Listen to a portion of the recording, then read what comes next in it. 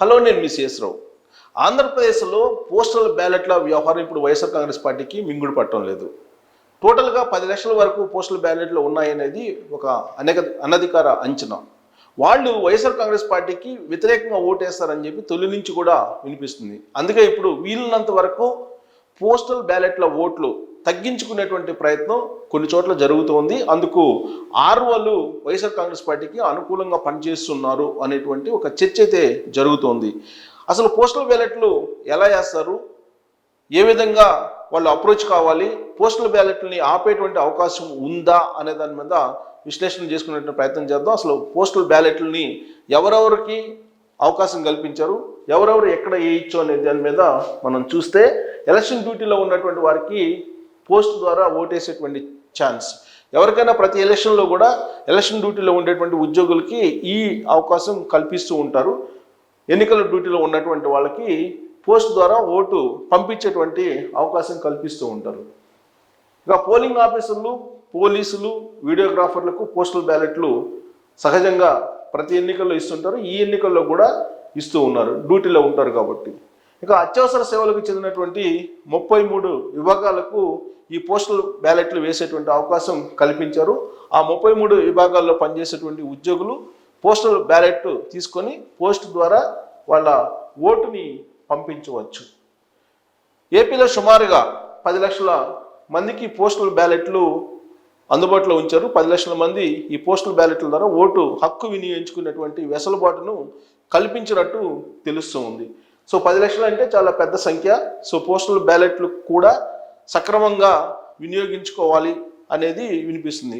But అక్కడ ఉండేటువంటి పరిస్థితిని చూస్తే కనుక ఏప్రిల్ 26 వరకు పోస్టల్ బ్యాలెట్లు గడువు. సో శుక్రవారం తోటి ఆల్మోస్ట్ ఇంకా గడువు ముగిసింది. ఏప్రిల్ 26 పోస్టల్కి లాస్ట్ డేట్ పోస్టల్ బ్యాలెట్కి. సో విధులు నిర్వహిస్తున్నటువంటి చోట ఫెసిలిటేషన్ సెంటర్లు ఏర్పాటు చేసే ఛాన్స్ ఉంది. ఎక్కడైతే విధులు నిర్వహిస్తున్నారో ఆ విధులు నిర్వహించే చోట ఫెసిలిటేషన్ సెంటర్స్ను ఏర్పాటు చేసి అక్కడ ఓటు వేసేటువంటి అవకాశం కల్పిస్తూ ఉంటారు. పోస్టల్ బ్యాలెట్ కోసం ఫామ్ 12ను ఇప్పుడు ఎన్నికల కమిషన్ ఇస్తూ ఉంది. ఎన్నికల కమిషన్ అక్కడ ఆర్ఓలకు ఇస్తుంది. ఆర్ఓలు ఫామ్ 12ను ఇస్తూ ఉంటారు.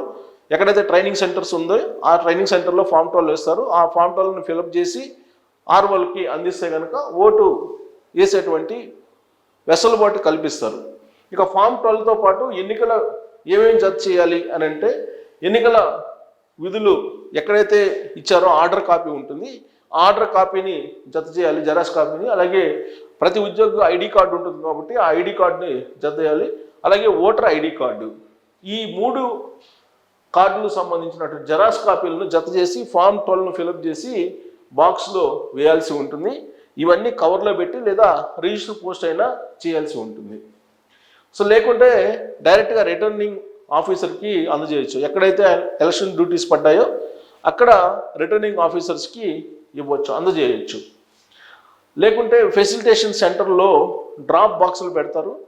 ఆ డ్రాప్ బాక్సుల్లో ఈ పోస్టల్ బ్యాలెట్లని వేసుకోవచ్చు. ఆ తర్వాత వాటిని కలెక్ట్ చేసి ఆర్ఓ పంపిస్తారు. ఏ నియోజకవర్గానికి సంబంధించినటువంటి ఓటో ఆ నియోజకవర్గానికి పంపిస్తారు. ఇక ఉద్యోగులు తాము పనిచేస్తున్నటువంటి చోటే 12 సమర్పించవచ్చు. ఎక్కడైతే పనిచేస్తున్నారో, డ్యూటీ ఎక్కడైతే చేశారో అక్కడ ఫామ్ 12ని వాళ్ళు అందజేసేదానికి అవకాశం ఉంది.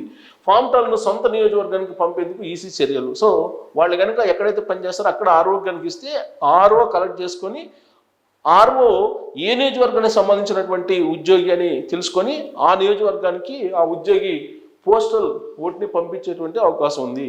సో ఫెసిలిటేషన్ సెంటర్లో ఓటేసేందుకు వీలుగా ఒకరోజు క్యాజువల్ లీవ్ ఇచ్చారు. సో ఫెసిలిటేషన్ సెంటర్స్ కల్పించారు. ఫెసిలిటేషన్ సెంటర్స్లో ఓటు వేయడానికి పోలింగ్ రోజుకు ముందుగా ఒక వారం రోజు ముందుగా ఐ థింక్ మే 9, 10 తేదీల్లో ఉంటుందని చెప్పి ఒక అభిప్రాయం, లేదంటే ఒక ఇన్ఫర్మేషను. లేదు వారం రోజులు ముందుగానే ఓటేసేటువంటి అవకాశం కల్పించేలా ఫెసిలిటేషన్ సెంటర్లు పెడుతున్నారు అనేది ఒకటి. బట్ ఇంకా కన్ఫర్మ్ కాలేదు. డేట్ అయితే టెంటేటివ్గా 9, 10 అంటున్నారు, చూడాలి. ఇంకా పోలింగ్కు 7 రోజుల ముందు వరకు ఫామ్ 12 పోస్టల్ బ్యాలెట్ పొందవచ్చు. సో పోలింగ్ రోజు మే 13 కంటే వారం రోజుల ముందు ఈ ఫామ్ 12ని పొందడానికి అవకాశం ఉంది పోస్టల్ బ్యాలెట్. సో జగన్ పాలన పైన ఉద్యోగుల్లో తీవ్రమైనటువంటి వ్యతిరేకత ఉన్నటువంటి కారణంగా ఈ పోస్టల్ బ్యాలెట్లను వీలున్నంత వరకు తగ్గించాలి, వీలున్నంత వరకు డిస్టర్బ్ చేయాలి అనేటువంటి ఒక ప్రయత్నం అయితే జరుగుతున్నట్టు ఇప్పుడు చర్చ అయితే జరుగుతుంది. అందుకే మొదటి నుంచి కూడా వైఎస్ఆర్ కాంగ్రెస్ పార్టీ కొంతమంది ఆర్వోలను అంటే ఎన్నికల అధికారులను తమ వైపు తిప్పుకునేటువంటి ప్రయత్నం చేసింది. ఆ ఆర్వోలు ఫామ్ 12ని తీసుకురావడానికి కూడా ఇష్టపడలేదు తొలి రోజుల్లో అనేది వినిపిస్తుంది. అందుకే ఆర్వోలు ఈ ఫామ్ 12 విషయంలో వ్యవహరిస్తున్నటువంటి తీరు మీద ఎన్నికల కమిషన్కి ఆల్రెడీ కంప్లైంట్స్ కూడా వెళ్ళాయి. ఇప్పుడు దాన్ని సెట్ చేశారు. సెట్ చేసినప్పటికీ కూడా ఈ ఫామ్ 12 సబ్మిట్ చేసేటువంటి దాంట్లో కొంత తికమక అయితే పెడుతున్నటువంటి పరిస్థితి కనిపిస్తుంది అనేది ఎన్నికల కమిషన్కు అందినటువంటి ఫిర్యాదులు. ఇంకా నియోజకవర్గానికి 5 నుంచి 6 వేల పోస్టల్ బ్యాలెట్లు ఉంటాయని చెప్పి ఒక అంచనా. ప్రతి నియోజకవర్గానికి 5 నుంచి 6 వేల పోస్టల్ బ్యాలెట్ల ఓట్లు ఉంటాయి కాబట్టి చాలా కీలకం పోస్టల్ బ్యాలెట్ల ఓట్లు కూడా. సో ఇక వైసీపీ అభ్యర్థులను టెన్షన్ పెడుతున్న ఈ పోస్టల్ బ్యాలెట్లు కారణం ఏంటంటే ఉద్యోగులు వ్యతిరేకంగా ఉన్నారనే ఒక అభిప్రాయం ఉంది కాబట్టి. వాస్తవంగా కౌంటింగ్ రోజు June 4th కౌంటింగ్, ఆ రోజు ఏ కౌంటింగ్ రోజైనా ఎప్పుడైనా కానీ కౌంటింగ్ ప్రారంభించేటప్పుడు పోస్టల్ బ్యాలెట్లనే ముందు కౌంట్ చేస్తారు, ఆ తర్వాత ఈవీఎంలను ఓపెన్ చేసి కౌంట్ చేస్తారు. సో పోస్టల్ బ్యాలెట్లు అనేవి ఇప్పుడు జగన్మోహన్ రెడ్డికి వ్యతిరేకంగా ఉన్నాయి, పోస్టల్ బ్యాలెట్ల ఓట్లు అన్నీ కూడా అనేది ఎక్కువగా వినిపిస్తూ ఉన్నటువంటి క్రమంలో ఇప్పుడు టెన్షన్ పెడుతోంది వైఎస్ఆర్ కాంగ్రెస్ పార్టీని అనేది తాజాగా జరుగుతున్నటువంటి చర్చ. పోస్టల్ బ్యాలెట్ స్వీకరణలో వైఎస్ఆర్ కాంగ్రెస్ పార్టీకి అనుకూలంగా రిటర్నింగ్ అధికారులు నిర్లక్ష్యం. సో పోస్టల్ బ్యాలెట్లు స్వీకరించేటువంటి క్రమంలోనే కొంతమంది ఆర్వోలు ఎవరైతే వైఎస్ఆర్ కాంగ్రెస్ పార్టీకి అనుకూలంగా ఉంటారో వాళ్ళు కొంత ఇబ్బంది పెట్టి ఫామ్ 12ను తిరస్కరించేటువంటి ప్రయత్నం చేస్తున్నారు. అంటే ఈ పోస్టల్ బ్యాలెట్ను తిరస్కరించేటువంటి ప్రయత్నం చేస్తున్నారు అనేది కూడా కంప్లైంట్స్ ఉన్నాయి. సో టోటల్గా 10 లక్షల మంది ఓటర్లకు సంబంధించినటువంటి ఇష్యూ ఇది. డైరెక్ట్గా ఎన్నికల విధుల్లో పాల్గొంటున్నటువంటి ఎన్నికల అధికారులు లేదంటే పోలీస్ సిబ్బంది భద్రతాపరమైనటువంటి చర్యలు తీసుకునేటువంటి వాళ్ళు వీళ్ళు సుమారుగా 10 లక్షల మంది ఉంటారని చెప్పి తెలుస్తుంది. ఈ 10 లక్షల మంది కూడా పోస్టల్ బ్యాలెట్లను వినియోగించుకోబోతున్నారు. అందుకే ఫామ్ 12ను తీసుకున్నారు. గత ఎన్నికల్లో కూడా వీళ్ళకి పోస్టల్ బ్యాలెట్లను ఏ విధంగా ఉపయోగించుకోవాలి, పోస్టల్ బ్యాలెట్ల ద్వారా ఓటు ఏ విధంగా వేయాలి అనే దాని మీద అవగాహన ఉంది చాలామందికి. అయితే ఈసారి కొన్ని చిన్న స్వల్ప మార్పులు చేసినటువంటి క్రమంలో ట్రైనింగ్ సెంటర్లోనే వాళ్ళకి ఫామ్ 12 ఏ విధంగా ఫిలప్ చేయాలి, ఎవరికి అందించాలి అనే దాని మీద ఒక ట్రైనింగ్ అయితే శిక్షణ అయితే ఇచ్చారు, అవగాహన కల్పించారు అనేది తెలుస్తుంది ఎన్నికల కమిషన్. అయితే ఎన్నికల కమిషన్ ఇచ్చినటువంటి గైడ్లైన్స్ని కొంతమంది ఆర్వోలు అమలు చేయకుండా ధిక్కరిస్తున్నారు అనేటువంటి ఫిర్యాదులు ఎన్నికల కమిషన్కి వెళ్తూ ఉన్నాయి. దానికి కారణం ఏంటంటే వైఎస్ఆర్ కాంగ్రెస్ పార్టీ తెర వెనుక చేస్తున్నటువంటి కొన్ని ప్రయత్నాల్లో భాగంగా ఆర్వోలు కొంతమంది ఆ పార్టీకి అనుకూలంగా ఉన్నారు, వాళ్ళు వాటిని తిరస్కరించేటువంటి ప్రయత్నం చేస్తున్నారు అనేటువంటి ఆరోపణలు అయితే వినిపిస్తున్నాయి. మరొకటి ఏంటంటే ఈ పోస్టల్ బ్యాలెట్ల వ్యవహారంలో గతంలో ఎప్పుడు కూడా పేపర్ మీదనే పోస్టల్ బ్యాలెట్లు ఉండి పోస్టులో చేసేవాళ్ళు. కానీ ఈసారి ఈవీఎంల ద్వారా కూడా ఎలా అవకాశం కల్పించాలి ఈ పోస్టల్ బ్యాలెట్లు అనేది చర్చ జరుగుతుంది.